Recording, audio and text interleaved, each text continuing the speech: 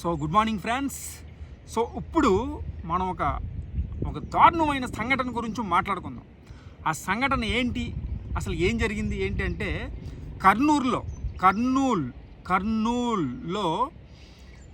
ఒక bus accident జరిగింది. అసలు ఆ బస్సు యాక్సిడెంటు ఎలా జరిగింది, ఎందుకు జరిగింది, అసలు తప్పు ఎవరిది? డ్రైవర్దా, లేకపోతే ఆ బస్సు తయారు చేసినోడుదా, లేకపోతే ఆ బస్సు ఓనర్దా, లేదా ఆ తాగుమూతి ఎర్రు ఎవడో ఉన్నాడు కదా, అడి పేరు వాళ్ళిద్దరిదా, తాగుమూతులదా, ఎవరిదో చూద్దాం. యాక్చువల్గా బస్సు చాలా బాగా బయలుదేరింది, అంతా బాగుంది, మంచిగా బయలుదేరింది, మంచిగా వెళ్తుంది, ఫ్యామిలీ ఎక్కారు, అందరూ ఎక్కారు. బస్సు అంతా బాగుంది, రిచ్గా ఉంది. ఫస్ట్ ఫ్లోరు, మళ్ళీ సెకండ్ ఫ్లోరు. బిల్డింగ్కి మన బిల్డింగ్ ఉంటుంది కదా, బిల్డింగ్కి ఏముంటుంది, ఫస్ట్ ఫ్లోరు సెకండ్ ఫ్లోర్, అలాగా దానికి కూడా 2 ఫ్లోర్లు పెట్టారు. సో ఎంత కంజెస్టెడ్గా బస్సు మ్యానుఫ్యాక్చరింగ్ అనేది, అది అసలు మరి ఏంటో ఏమి అర్థం కాదు. సో ఎనీవే, మొత్తం మీద ఏదైతేనో బస్సు బయలుదేరింది హ్యాపీగా. పిల్లలు పాపం అందరూ సంతోషంగా వాటర్ తాగుతూ ఫుడ్ తింటూ హ్యాపీగా బయలుదేరింది. బాగుంది, అంతా బాగుంది. వెళ్తుంది, టైం అయిపోతుంది, 10 అవుతుంది, 11 అవుతుంది, టైం అవుతూ ఉంది. అందరూ హ్యాపీగా నిద్రపోయారు. సైమల్టేనియస్గా ఇక్కడ బస్సు వెళ్తూ ఉంది, అంతా బాగుంది. సైమల్టేనియస్గా ఒక 2 కుర్రోళ్ళు బాగా తాగేసి, ఇష్టం వచ్చినట్టు తాగేసి, ఇంకొక 20-30 రోజుల్లో పెళ్లి పెట్టుకున్నాడు తాగేసి.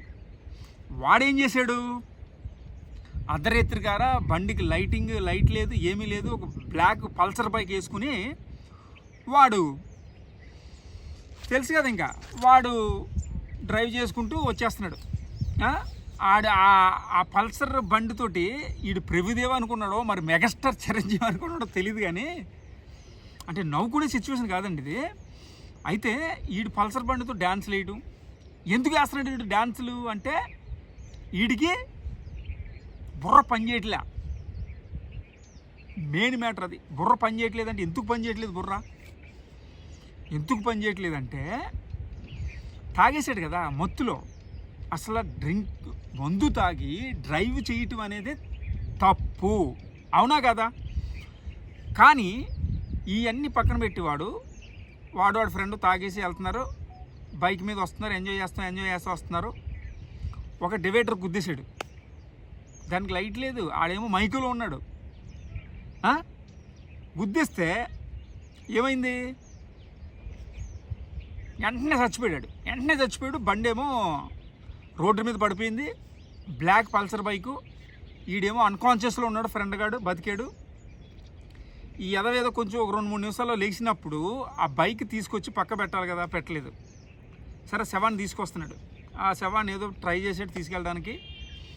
కట్ చేస్తే ఇది ఇలా ఉండగా, ఈ యాక్సిడెంట్ జరిగిన ½ అన్ అవర్లో చాలా వెహికల్స్ వెళ్ళినాయండి అక్కడ నుండి. కార్లు వెళ్ళి, బస్సులు వెళ్ళి.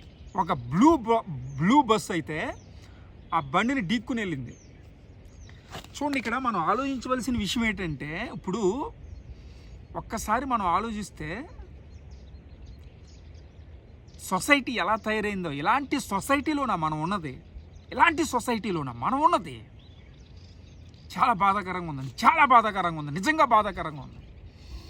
ఆ బ్లూ బస్సు 2 నిమిషాలు, ఒక 5 నిమిషాలు బస్సు పక్కన ఆ బైకు రోడ్డు మీద పడుంది. ఇది ఇలా ఉంటే ప్రమాదం, ఇది కరెక్ట్ కాదు, ఇంకొక వెహికల్స్కి ప్రాబ్లం అవుతుంది అని చెప్పి ఆ బైక్ పక్కకి జరిపి పెట్టేసి ఉంటే ఎంత బాగుండేదండి. ఆ బ్లూ బస్సు ఓడిపోయి అట్లా తర్వాత కార్లు వెళ్ళి, ఎవడో కూడా ఆపి అది చూస్తున్నా కూడా బైక్ని పట్టించుకోలేదు. ఏదో జరిగిందని కొంతమందికన్నా అర్థమవుతుంది కదా, అందరు కాకపోయినా. సో మనకెందుకులే అనే నిర్లక్ష్యం వల్ల ఈరోజు 20 మంది దహనం అయిపోయారండి బస్సులో. ఎంత బాధాకరం విషయం అండి ఇది. కట్ చేస్తే ఆ డ్రైవర్ బఫన్ డ్రైవర్ గాడు, ఆ డ్రైవర్ గాడికి ధైర్యం లేదు. ధైర్యం లేకపోతే ఈ ప్రపంచంలో ఏం చేయలేమండి. ధైర్యం అనేది చాలా ఇంపార్టెంట్. ఇప్పుడు ఒక డ్రైవర్గా ఇప్పుడు కారు బ్రేక్ కొట్టాలి, క్లచ్ వత్తాలి, ఇలా తిప్పాలి, ఇటు తిప్పితే రైట్కి వెళ్తుంది, ఇటు తిప్పితే లెఫ్ట్కి వెళ్తుంది, ఇది కాదు మ్యాటర్. ఇలాంటి ప్రాబ్లమ్స్ జరిగినప్పుడు ఒక మనిషి ఎలా ఉండాలి, వాడికి అది కూడా ట్రైనింగ్ ఇవ్వాలి. ఇలాంటి ప్రాబ్లమ్స్ జరిగినప్పుడు డ్రైవర్ ఎలా ఉండాలి, ఎలా రియాక్ట్ అవ్వాలి, ఎలా ప్రజల్ని కాపాడాలి, ఎలా ప్రజల కోసం పోరాడాలి అనేది కూడా వాడికి తెలిసి ఉండాలి. అది ట్రైనింగ్ ఇవ్వాలి. అవి ఏమి ఇవ్వరు. మన గవర్నమెంట్ సిస్టమ్ అంటావా, ఇంక తెలిసిందే కదా, ఏం చెప్తాం, గొప్ప మహానుభావులు ఉన్నారు, మనం ఏం చేయలేము. సో ఆ బస్ కండిషన్లో ఉందా లేదా, అసలు బస్సు అనేది అలా తయారు చేయడమే తప్పండి. ఫస్ట్ అది చైనాలో అసలు ఒకటే ఫ్లోర్ బస్, అంటే అది డబల్ బస్ ఉన్నప్పటికీ కూడా స్లీపర్స్ అవి తీసేశారు, క్యాన్సిల్ చేశారు. కానీ మన బస్సులో ఎలా, ఎందుకు డబ్బు డబ్బు డబ్బు డబ్బు ఉంటే మనం లేదని చేసేస్తారు, డబ్బు పిచ్చి నా కొడుకులు. సో అందుకని చాలా బాధాకరంగా మాట్లాడుతున్నానండి ఈ విషయాలు. ఏదో నేను ఇదేని కాదు కానీ చాలా బాధ అనిపిస్తుంది. చిన్నపిల్లలు భార్యాభర్తలు కాలిపోయి చనిపోయారండి, మొత్తం ఒకరు కూడా మిగలకండి. అందులో వాళ్ళ ఫోటోలు చూస్తుంటే, వాళ్ళ మృతదేహాలు చూస్తుంటే గుండె ధరించుకుపోతుంది, ఆవేదన వస్తుంది, బాధ వస్తుంది. అంటే చిన్న నిప్పు పడితే మనం తట్టుకోగలుగుతామండి, చిన్న దెబ్బ తగిలితే అయ్యో అయ్యో దెబ్బ తగిలేసిందే, అయ్యో కాలిపోయిందే. కానీ 20 మంది బస్సులో కాలిపోతూ ఉంటే బయటికి రాలేని స్థితిలో ఎంత నరకం అనిపించుంటారు, ఎంత బాధ అనిపించుంటారు. దానికి కారణం నిర్లక్ష్యమే కారణం. ప్రజల నిర్లక్ష్యం, సిస్టమ్ నిర్లక్ష్యం, బస్సు ఓనర్ నిర్లక్ష్యం, బస్సు డ్రైవర్ నిర్లక్ష్యం, ప్రతి ఒక్కరు నిర్లక్ష్యమే. సో సింపుల్ లాజిక్ అండి. ఆ బైక్ రోడ్డు మీద పడిపోయింది, ఎవడు చూసినోడు కనీసం చూడనోడు ఓకే, చూసినోడు అయినా సరే పక్కకి తీసుకొచ్చి పెట్టాలా లేదా, ఇది తప్పు, చాలా పెద్ద తప్పు. ఇంకోటి, ఎంత టెక్నాలజీ వచ్చింది, ఏ టెక్నాలజీ వచ్చింది, ఇంత టెక్నాలజీ వచ్చినప్పుడు బస్సు డ్రైవర్ దగ్గర ఒకటి ఉండాలి. ఏముండాలి, ఒక బటన్ ఒత్తితే మొత్తం అన్నీ ఓపెన్ అయిపోవాలి, అట్లాంటి సిస్టమ్ ఉండాలి. అంటే బస్ తయారు చేస్తున్నాం, డబ్బులు వచ్చేస్తున్నాయి అంతే. టికెట్ 1000 రూపాయలకి 2000కి అమ్మేస్తున్నాం, సీజన్లో పండగ వస్తే, సంక్రాంతి వస్తే 5000 కూడా అమ్మేస్తారు టికెట్లు. అంతేగాని ప్రజల్ని ఎలా కాపాడాలి, ప్యాసింజర్ని ఎలా సేఫ్గా వాళ్ళ ఇంటికి చేర్చాలనేది ఒకటికి కూడా ఇది లేదండి. ఎంత బాధ ఉంటుంది. ఆ కుటుంబాలు కోల్పోయిన వాళ్ళకి అడిగితే తెలిసింది ఎంత బాధ ఉంటుందో. వాళ్ళ ఆత్మశాంతి కలగాలని మనం కోరుకుందామండి, అంతకంటే ఏం కాదు. నెక్స్ట్ టైము మనం ఏం చేయగలుగుతామండి, నెక్స్ట్ టైం అయినా సరే, నేననేది నెక్స్ట్ టైం అయినా సరే ఇలాంటివి జరగకుండా గవర్నమెంట్ ఎవరైతే అధికారులు ఉన్నారో మీ అందరికీ నమస్కారాలు, వాళ్ళందరూ.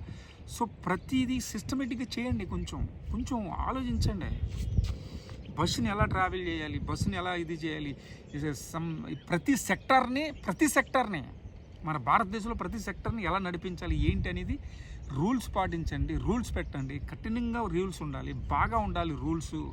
అలాంటి రూల్స్ ఉన్నప్పుడే కదా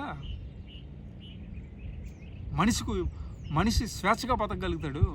ఈ ప్రపంచంలో అన్ని దేశాల కంటే గొప్ప దేశం భారతదేశం, గ్రేట్ దేశం భారతదేశం, అందులో నో డౌట్ అబౌట్. కానీ ఇప్పటికీ ఇంకా ఈ తప్పులు జరిగిపోతున్నాయి, అన్యాయాలు జరిగిపోతున్నాయి, అక్రమాలు జరిగిపోతున్నాయి. సో ఆలోచించండి, ఒక్కసారి ఆలోచించండి. ఆవేదనతో మాట్లాడుతున్నా, బాధతో మాట్లాడుతున్నా. ఎవడు దీనికి ఎవడని చెప్తాం. నా కొడుకు ఆడు చచ్చిపోతే చచ్చిపోయాడు, ఆడితో పాటు 20 మందిని చంపేశాడు, అన్యాయంగా చంపేశాడు. ఆడేంటి, యాక్సిడెంట్ అయ్యి జస్ట్ ఇలా దెబ్బ తగిలి చచ్చిపోయాడు. ఆడికి చిన్న పెయిన్ కూడా లేదు చచ్చిపోయినోడికి, ఆ బైక్ డ్రైవ్ చేసినోడికి. కానీ ఇక్కడ 20 మంది బస్సులు కాలిపోతుంటే ఆ బాధ ఎలా ఉంటుందండి, ఒకసారి ఆలోచించండి.